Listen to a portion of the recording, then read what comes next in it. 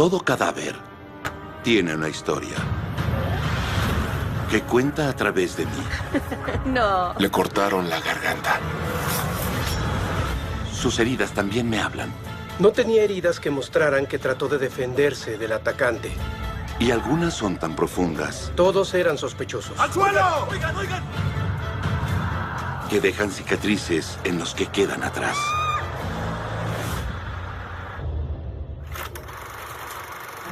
Mi familia tenía una funeraria.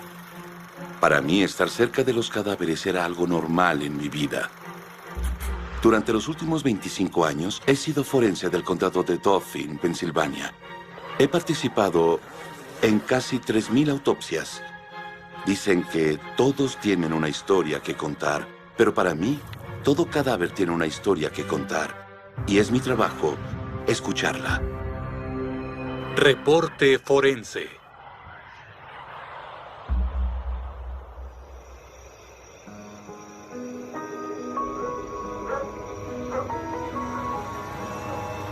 No, estoy bromeando. Deja de burlarte.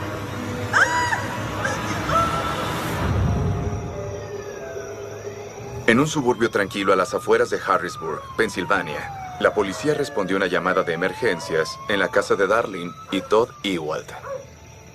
Darlene estaba hablando por teléfono con un amigo que la escuchó gritar, ¡ay Dios, ay Dios! Y supo que algo muy malo le había pasado. Ese amigo era Chet Gerhardt, que corrió a verla junto con su esposa Patty. Vivimos a unas calles y vinimos corriendo. ¿Qué pasó cuando llegaron? Chet y Patty tocaron la puerta de enfrente, pero nadie les contestó. No les contestaba Darlene, ni les contestaba Todd, su esposo. Caminaron hacia atrás de la casa y al principio no vieron nada, pero luego Chet descubrió el cadáver de Darlene en el patio trasero.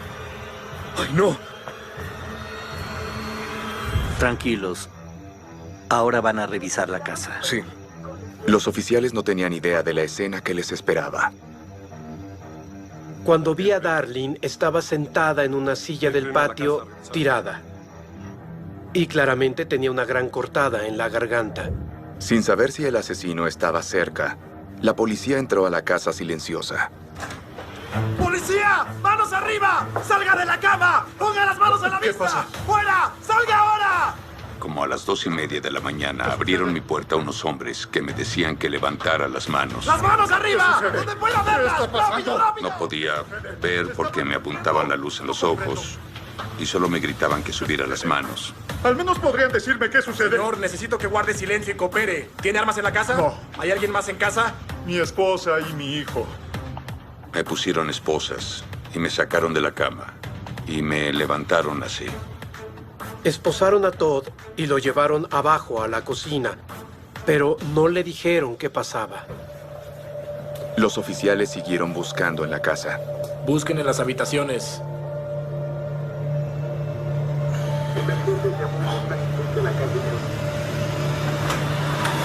¡Tírate al suelo! ¡Oigan, oigan! Cuando buscaron en el sótano, los oficiales descubrieron al hijo de Darlene, Nick. ¡Quédate ahí! ¿Qué sucede? ¡Ponte de rodillas! ¡Ponte de rodillas! Nick dijo que no tenía idea de qué pasaba. Llevé a Todd al vestíbulo, lejos de Nick, y le pregunté si sabía dónde estaba Darlene. Dijo que estaba en su casa, porque su bolso estaba ahí. ¿Por qué? Y entonces le dije que estaba muerta. No puede ser. Se necesita una patrulla en la calle Sur. No lo creo, Dios. Comencé a llorar. No sabía qué hacer. Estaba impactado y me sentía perdido. Después de asegurar la casa, los detectives se concentraron otra vez en Darlene. Préstame tu lámpara un momento. Fue una escena del crimen muy sangrienta. Era obvio que era la víctima de un homicidio. Las mismas heridas eran una evidencia y la autopsia sería muy importante. Era una escena complicada, y los detectives sabían que solo un hombre podía descifrarla. El forense Graham Hetrick, del condado de Dauphin. La gente siempre pregunta, ¿por qué me apresuro a la escena del crimen? Pues es por la evidencia. Corro para ver qué me dice la escena del crimen.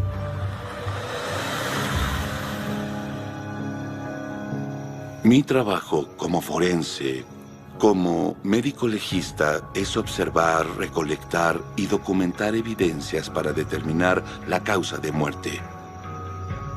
Cuando llegué a la escena del crimen, los detectives que estaban me informaron que la víctima era Darlene Ewald, una mujer blanca de 42 años, madre de 2, casada y dueña de la casa.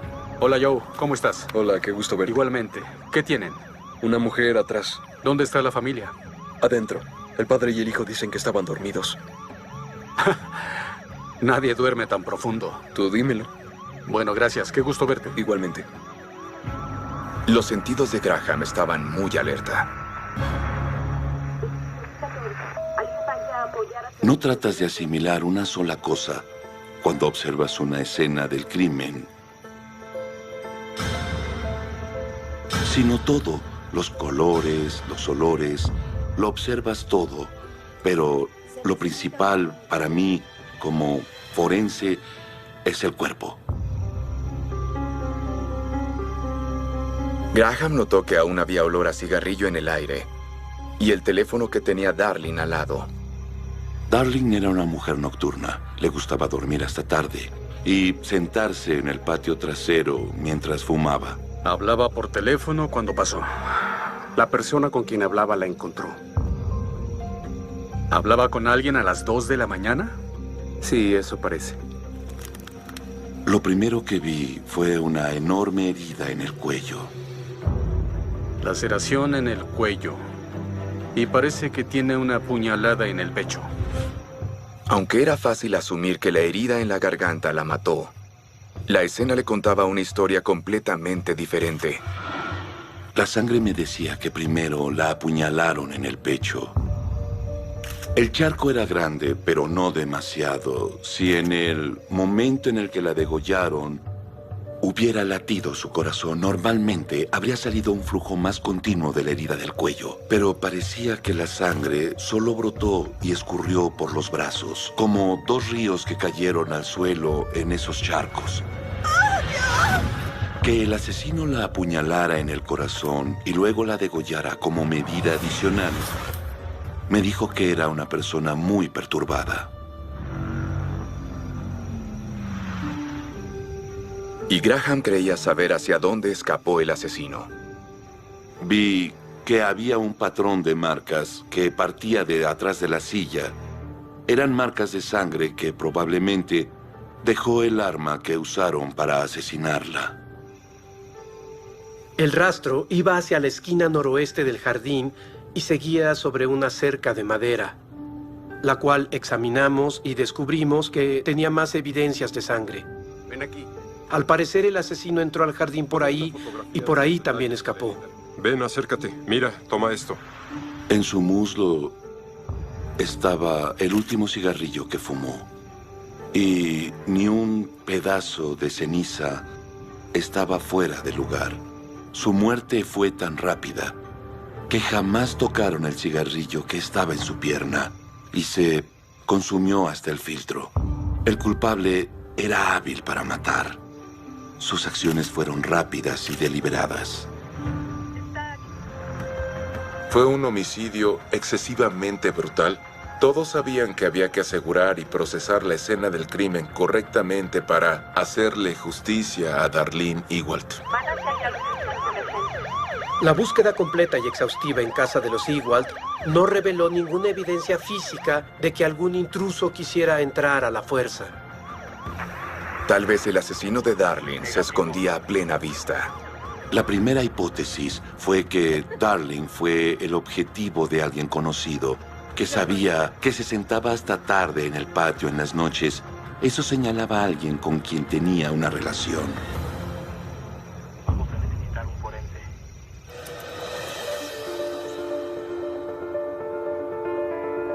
Las noticias del asesino despiadado conmocionaron a la familia de Darlene. Sonó el teléfono como a las 7 de la mañana. Era mi mamá. Me dijo que Darlene estaba muerta. Le dije, no está muerta, está viva. Y dijo, está muerta. Nos llamó uno de nuestros empleados a la casa. Dijo que vio en la televisión que habían matado a Darlene. Creo que estábamos en la cama. No puedo ni acordarme bien porque estaba conmocionada. No sé ni cómo recuerdo algunas de esas cosas, pero no me he olvidado que entonces condujimos hasta llegar a la casa y la policía estaba ahí y no nos dejaron salir del auto. Dijeron que fuéramos a la estación y esperáramos. ¿Quién pudo haberle hecho eso? Todas las personas que la conocían la querían. Ella era alegre. Siempre estaba sonriendo. Sabía escucharte. Si tenías un problema, siempre podías decírselo. No tenías ni que decírselo. Ella sabía si necesitabas un poco de apoyo o reírte. Era muy buena amiga. Es gallina de Cornells, no sé qué sea. Darlene era la amorosa madre de un joven de 22 años y una chica de 19. Come, amor. Los amaba y hacía todo lo que podía por ellos. Eran su vida. Siempre, siempre estaba apoyándolos. No le digas por qué. ¿Por qué le harían eso? Era perverso. Graham era el indicado para responder las preguntas de la familia y descifrar la historia mortal de Darlene. La muerte guarda secretos, pero solo hay que escucharlos, aunque debes estar entrenado para poder descifrarlos. Los patrones en el cuerpo de la víctima siempre te dicen alguna cosa sobre el carácter y la forma de actuar del asesino. La autopsia fue el momento en el que Darlene de verdad comenzó a hablarle a Graham. La víctima era Darlene Ewald, de 42 años, complexión media, de 1,75 m. Hay un agujero en la camiseta que corresponde a la herida en el pecho de la víctima. Todo caso es un homicidio hasta no demostrarse lo contrario. Y la forma en que murió esa víctima, sin lugar a dudas, fue un homicidio. Lo siguiente que hicimos fue investigar el cadáver mismo y comenzamos de fuera hacia adentro. Hay heridas superficiales en el brazo. Ambas manos están en bolsas de papel, pequeñas heridas en... Es habitual meter las manos en bolsas de papel para preservar la evidencia. Puede haber ADN de otro individuo debajo de las uñas. A veces tienen moretones o heridas de defensa, pero ella no tenía nada. No trató jamás de tomar el cuchillo, ni luchó. Fue un ataque increíblemente rápido.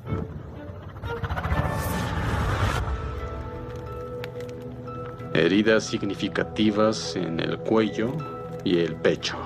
Sí. Un corte te hiere, pero una puñalada te mata, porque penetra hasta los órganos internos que sostienen las funciones corporales. Si te cortan seguro, vas a sangrar, pero una puñalada produce una herida inmediata a los órganos y venas del interior del cuerpo. Una cortada y una puñalada fueron las heridas mortales. Se ve que aquí la herida atraviesa hasta el cartílago tiroides. Este pequeño bulto en el cuello estaba expuesto al igual que las arterias carótidas comunes, los principales vasos que alimentan el cráneo. Se podía ver un poco de la espina cervical. Fue un corte muy profundo y muy grande. Por la diferencia de profundidad entre un lado y el otro, con bastante seguridad fue un corte de izquierda a derecha. La poca cantidad de sangre en la escena sugiere que el corazón se detuvo de repente. La puñalada en el pecho entró justo en el lado izquierdo del corazón. Eso fue muy importante porque ese es el lado que bombea sangre hacia el resto del cuerpo. La profundidad de la herida fue aproximadamente de 16 centímetros, que es consistente con una navaja de 18 centímetros. Parece que el arma fue un cuchillo de una sola navaja. Probablemente un cuchillo de caza puntiagudo. Desde la muerte, Darlene revelaba los últimos momentos de su vida. Supe al final de la autopsia que su muerte fue rápida y repentina y que la atacaron por la espalda. La tomaron por atrás, la apuñalaron, cortaron su garganta, dejaron que escapara su vida. Luego soltaron la silla y el asesino se fue.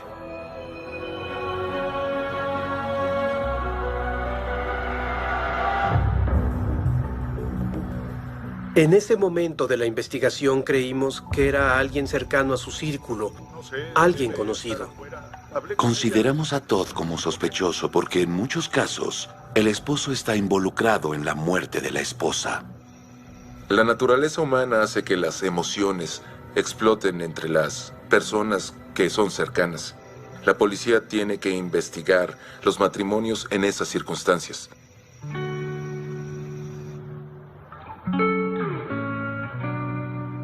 La policía descubrió que Darlene y Todd se conocieron en la adolescencia. Mi hija veía a Todd como a un caballero. Y él se enamoró fácil de Darlene. Era una chica muy especial. Cada vez que hablaba de Todd, no dejaba de sonreír. Me decía, mamá, me casaré con él. Y Darlene lo hizo.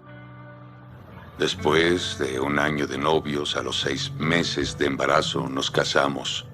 No fue muy especial para ella, pero fue lindo. Hicimos lo que pudimos a esa edad. Nos habría gustado algo mejor, con más tiempo, más cosas. Pero no teníamos dinero. Así estaba nuestra situación. Éramos muy tontos para entender lo que hacíamos, pero lo hicimos. Al estar jóvenes y enamorados, tuvieron un hijo. Y luego otro.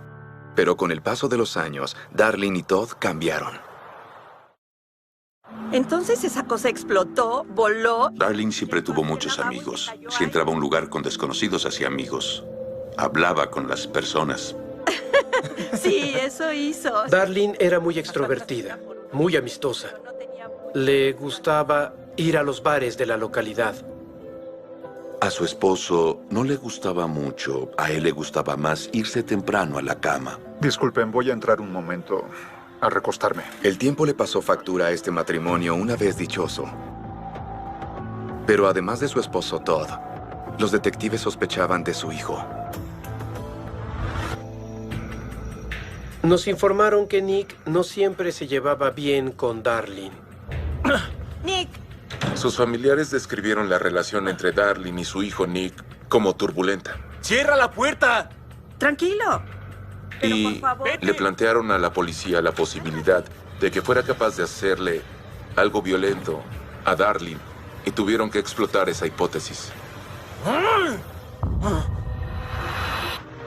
Lo principal que se desprendía de las heridas que Darlene mostraba era que la atacó una persona que tenía la única intención de matarla, no robarla, ni asaltarla, ni violarla, ni nada de eso. Parecía casi una venganza. Para los que más querían a Darlene, su muerte fue muy dolorosa. No recuerdo si fue al siguiente día o no, pero ayudé a lavar la mancha de sangre que había quedado en el piso de concreto. Me acuerdo claramente, porque era parte de mí. Ella era parte de mí. Nadie vive igual después de eso. Una tragedia tan horrible cambia tu vida para siempre. Que el esposo y el hijo de Darlene siguieran afirmando que durmieron durante el homicidio y la conmoción posterior levantó sospechas.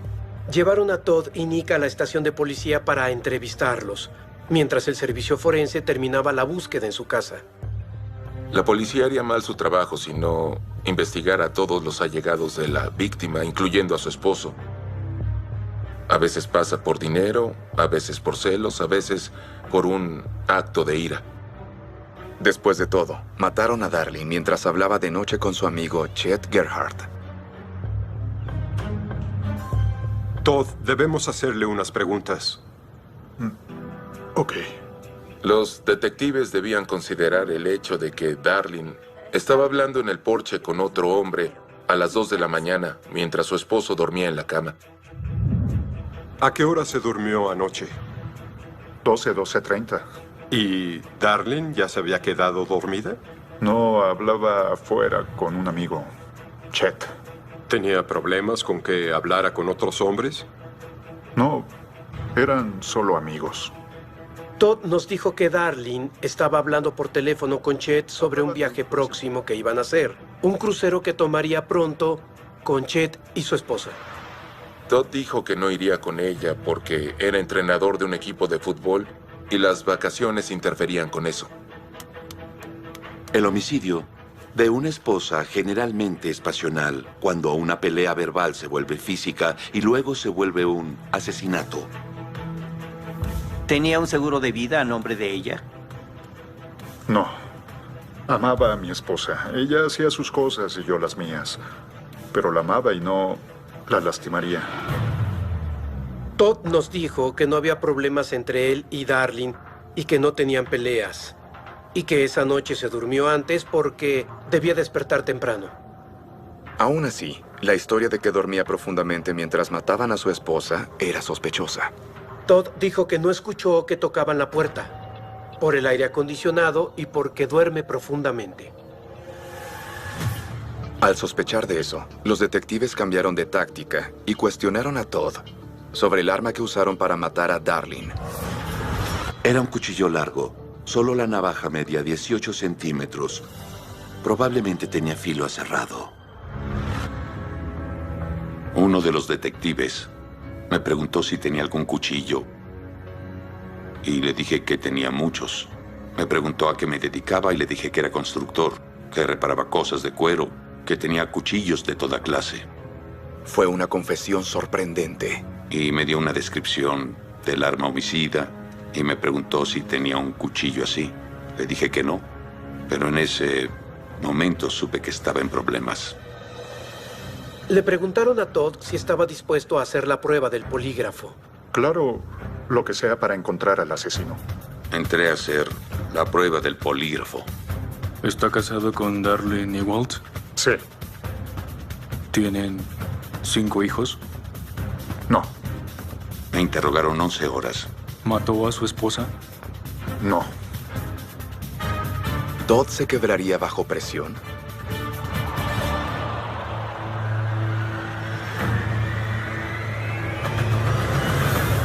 Tomó la prueba y falló. Me acusaron de haberla matado. Dijeron que había sido yo. Trataron con un montón de ideas locas que admitiera que la maté. Amaba a mi esposa. Los detectives buscaron evidencias en toda la casa, pero había un solo problema. No había ninguna evidencia física en la casa, ni tampoco se encontró señal que implicara a Todd. Quien mató a Darlene era una persona entrenada. Y tal vez no solo en matar, sino también en ocultar evidencias. Era completamente posible que su esposo Todd la matara. Posible. No probable. La policía lo presionaba y presionaba y presionaba.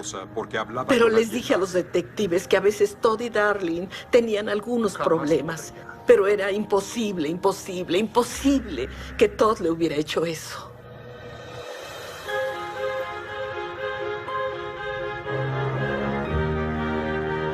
Cuando alguien muere, buscamos en muchas puertas. Tratamos de indagar a todos los niveles para saber qué pasaba en la vida de Darlene.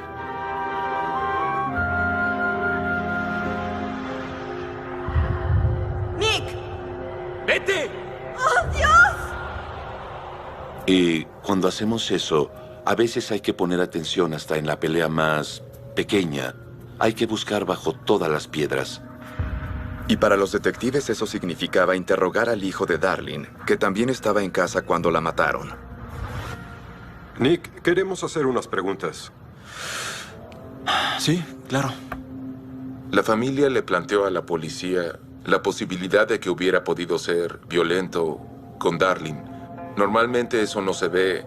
Generalmente las personas suponen lo mejor de sus parientes. Sé que Darlene tuvo problemas con Nick. Pero él estaba molesto, todos lo estábamos devastados.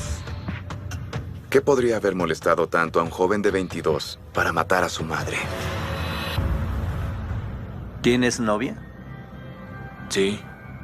¿Tu mamá la aprobaba? ¿Qué tiene que ver con esto? Nick tenía una relación con una chica y era evidente que su madre quería que terminara con ella rápidamente. ¿Crees que tienes mal carácter? Sí, a veces. Bueno, no mucho. ¿Quién no se molesta a veces? Nick era fisicoculturista y sospechaban que estaba tomando esteroides que te hacen propenso a ataques de ira. Hay una relación entre los esteroides y la pérdida de control. El homicidio fue premeditado. Pensaron una y otra vez cómo matar a esa mujer.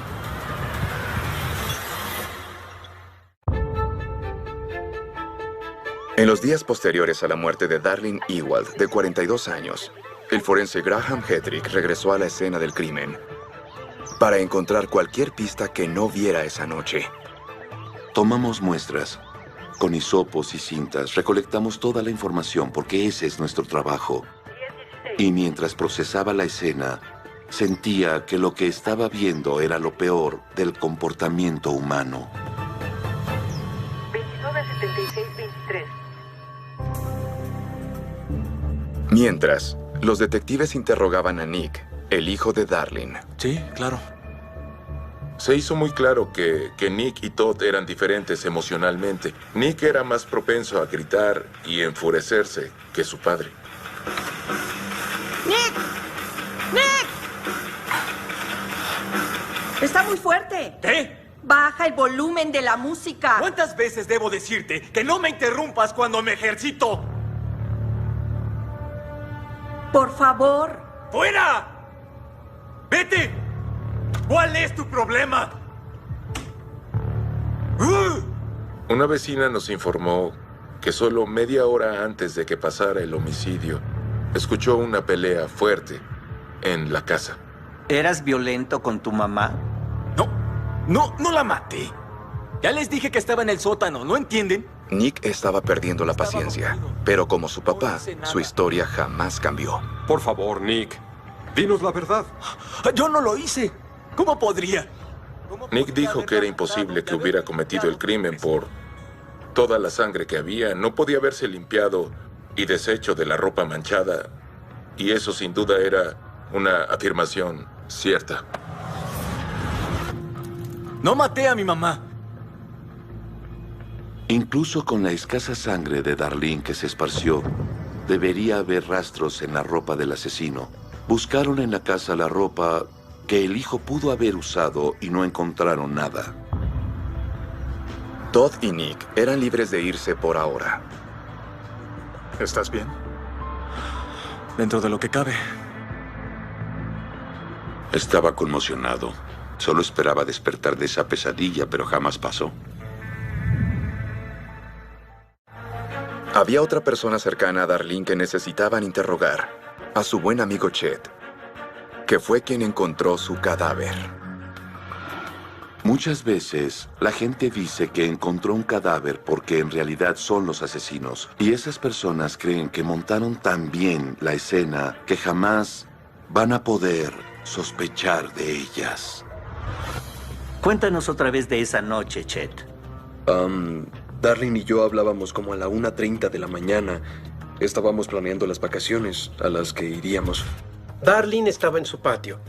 Hablaba por teléfono con Chet y platicaron por mucho tiempo. De repente, escuchó que gritó, "Dios, Dios", y que después el teléfono se cayó en el cemento del patio.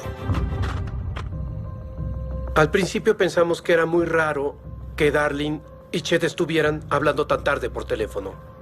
Oye, Chet, te lo preguntaré directamente. ¿Tú y Darlene tenían una aventura? No. Mi esposa y yo solo somos amigos de Darlene y Todd. Chet negó haber matado a Darlene. Tenía una muy buena coartada. Estuvo con su esposa toda la noche.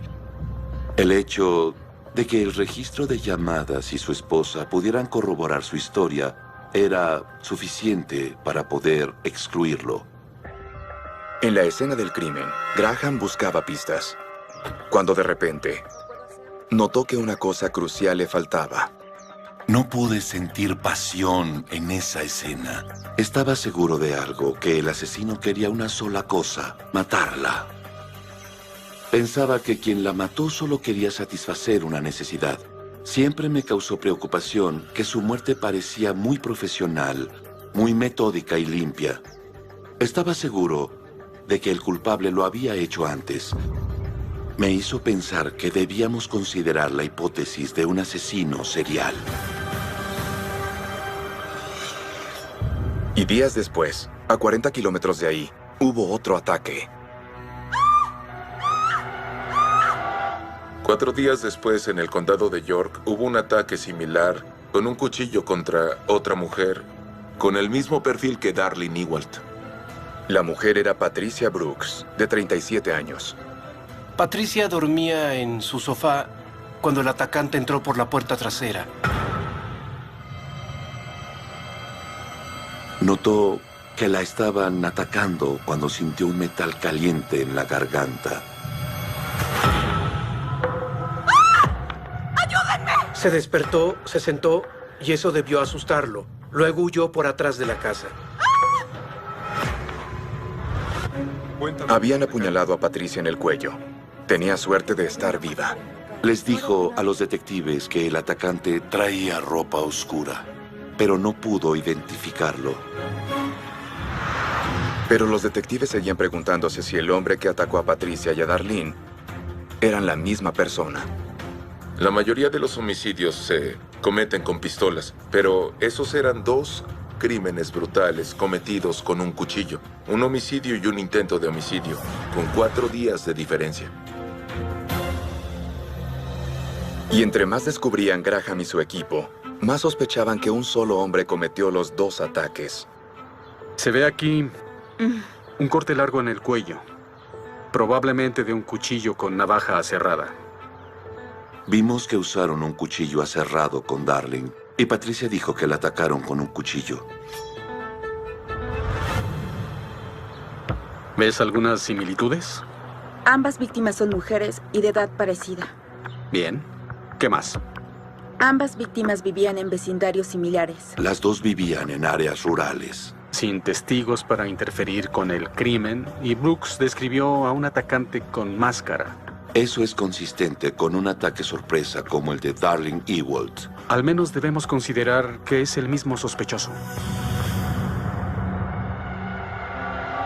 Las evidencias que Darlene y Patricia nos dieron eran que esa persona era hábil en lo que hacía. Era rápida y metódica y solo buscaba matar. Las noticias del último ataque hicieron que la familia de Darlene pensara en quién seguiría. Pensé que yo seguiría. Sentía paranoia. Cuando comenzaba a oscurecer y estaba en mi casa, cerraba todo. Aseguraba ventanas y puertas y no salía. Si Graham tenía razón, el asesino atacaría otra vez. Cuando estudias asesinos seriales, ves que comienzan a escalar en sus ataques al adquirir prácticas. Por las heridas de Darlene, supe que tratábamos con alguien que era casi un cazador, pero no tenía idea de la maldad de la persona que buscábamos, ni lo dedicado que estaba a sus habilidades de homicida, pero lo iba a descubrir.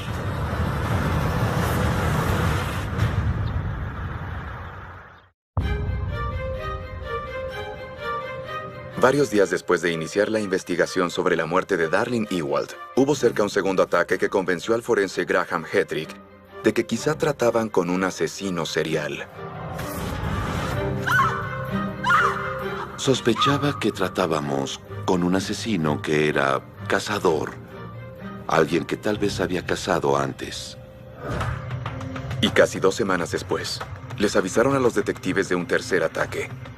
Pero para su desconcierto, ese fue a cientos de kilómetros de distancia. Supimos de un individuo que irrumpió violentamente en una casa en Chelmsford, Massachusetts. Entró a una casa habitada por una familia y trató de atacar a una chica joven.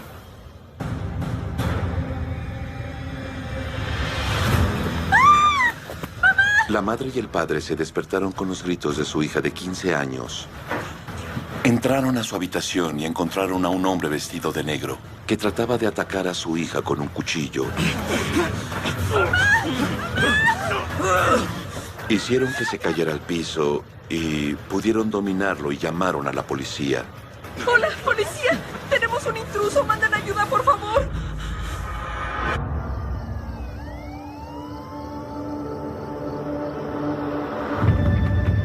La respuesta fue inmediata. ¡Ponte de rodillas! ¡Voltea! Y los oficiales descubrieron al hombre detrás de la máscara.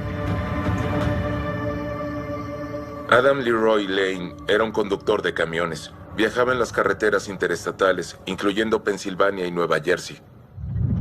Lane estaba casado y era padre de 3 hijos en Carolina del Norte. Su ruta pasaba constantemente por Harrisburg, Pensilvania. Y lo arrestaron por asalto e intento de homicidio. Where was she leaving from? From there? Was the cut deep, Adam? Yeah, it was deep. What happened next? She bled to death. Lane entered through an unlocked door, dressed in a black mask. He carried knives, a ninja star, and choke wire. Pero Lane era el mismo hombre que mató a Darlene Ewald. La primera vez que supe sobre Adam Leroy Lane fue cuando el detective del condado de York me contactó para decirme que tenía una pista. Emergencias. Los detectives localizaron el camión de Lane cerca del hogar de la víctima. Para que Graham demostrara su teoría de que era un asesino serial, necesitaba evidencia concreta. Encontraron varios cuchillos que eran consistentes con el tamaño de las heridas que vimos en el cadáver de Darlene Ewald. Y había otra evidencia aún más espeluznante. Encontraron una película, un DVD que tenía por título Hunting Humans. La película clasificación B del 2012 es sobre un asesino serial que elige sus víctimas al azar. Lane básicamente se hizo de un equipo para matar, pero no lo mantenía limpio porque todavía había evidencias de ADN en los cuchillos de los crímenes anteriores. Y Graham sabía que debían enfocar su atención en un cuchillo en particular. Había un cuchillo que tenía una navaja cerrada y creíamos que tenía el mismo patrón de la herida de Darlene. Mandaron a analizar el cuchillo aserrado.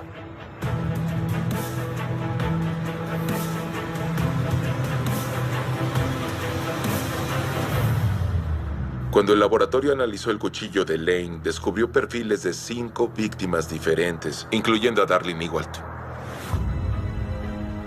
Esa era la llave para poder cerrar su condena y Darlene la estaba girando con la firma inequívoca de su ADN. Los perfiles de ADN confirmaron lo que me temía, que esa persona había matado antes y lo haría otra vez. Lo que me impactó fue que Lane usara el mismo cuchillo porque al parecer le causaba placer reutilizarlo para victimizar a varias personas. Encontraba un placer perverso en usarlo una y otra vez. Hasta el día que supe que habían atrapado a quien lo hizo. Aunque no recuerdo quién nos llamó para decírnoslo, pude sentir mucho alivio. De verdad lo sentí porque esa incertidumbre causó horrores en mi mente. Pensaba en él todo el tiempo. ¿Por qué no lo habían matado? ¿Dónde está? ¿Quién es? Pero cuando lo supe, entonces por fin respiré. Podía descansar y seguir, porque debía seguir. También le confirmó a Graham lo que las víctimas le habían revelado. Investigators are following leads into unsolved crimes along Lane's truck route in North Carolina, Virginia, and Pennsylvania. Creo que estaba escalando como se aventuraba en sus acciones, y eso no es raro con los asesinos seriales, y lo demostró cuando entró entró a una casa en lugar de solo elegir a alguien en un vecindario apartado en un patio a las 2:30 de la mañana. Y la evidencia también reveló la historia espeluznante de la noche en que murió Darlene.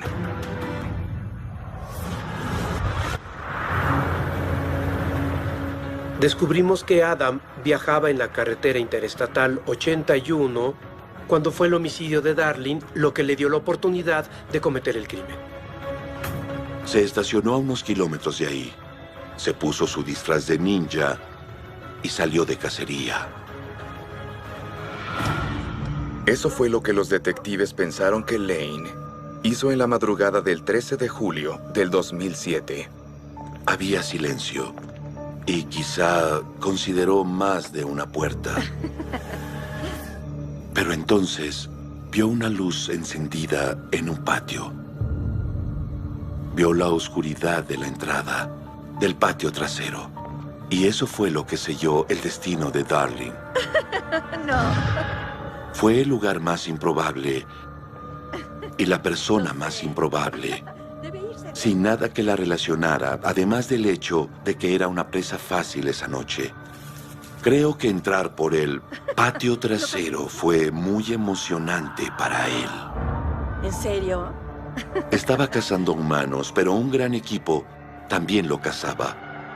Darlene lo cazó, dándonos la información que necesitábamos a través de su propia sangre.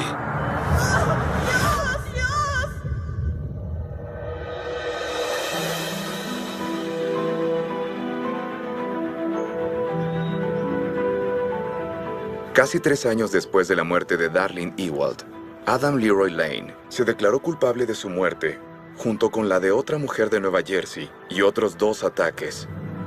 Lo condenaron a cadena perpetua. Cuando Adam Lane fue sentenciado, por fin sintieron alivio muchas personas.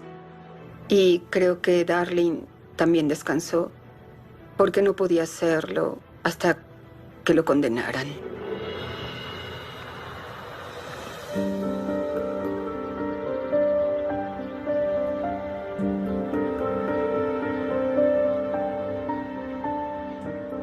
Duele mucho, pero supongo que siempre lo hará. Han pasado 8 años, pero aún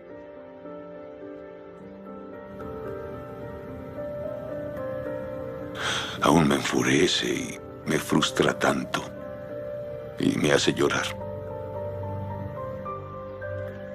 Sientes que te quitas un peso de encima cuando sabes que las personas que quieres están en paz, y siento que ya lo está. Siempre me siento honrado de ser quien resguarda la información que esas personas me dan cuando mueren y con la que me hablan desde la tumba. Lo que hago no solo es un trabajo, es un llamado. Doblaje por Candiani Dubbing Studios.